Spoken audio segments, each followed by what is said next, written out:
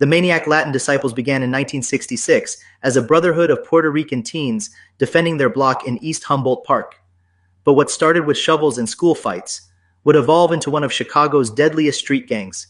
It started with three Puerto Rican teens, Albert Hitler Hernandez, Pete the Burner Correa, and Jose Freckles Cadeno.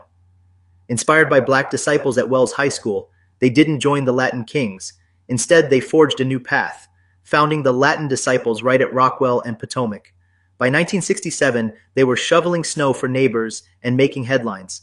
But behind that community image, a gang was forming with symbols like the pitchfork, monk, and devil's tail.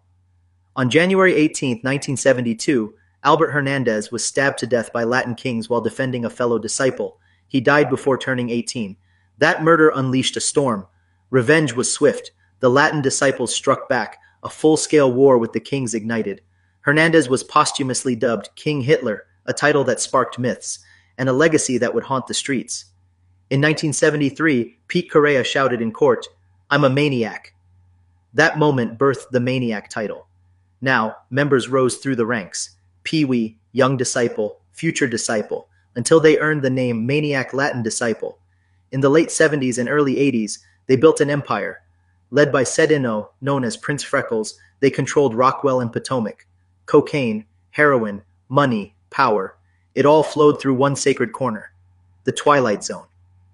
Even as the DEA closed in, they expanded into Logan Square, Avondale, Hermosa, building a network that rivaled cartels.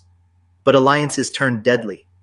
By the 1990s, they were at war, not just with Latin Kings or Cobras, but with themselves. In 1996, internal betrayal sparked a civil war. Prince Rick Dog was gunned down in his car. Don Loco, his enforcer, ordered executions of Cobras using AK-47s. No Cobra died, but the MLDs lost their own leaders to prison and bullets. The 1999 YMCA peace treaty was meant to end the chaos. Instead, it ended everything. As one gang leader stepped outside, MLD gunman Outlaw pulled the trigger. The peace collapsed in a hail of bullets. The old ways were gone. By the 2000s, gentrification crushed their territories, but the Maniac Latin Disciples remain. Fewer allies, endless wars, still standing. From snow shovels to street wars, the Maniac Latin Disciples wrote their name in blood across Chicago. And their story isn't over yet. Over.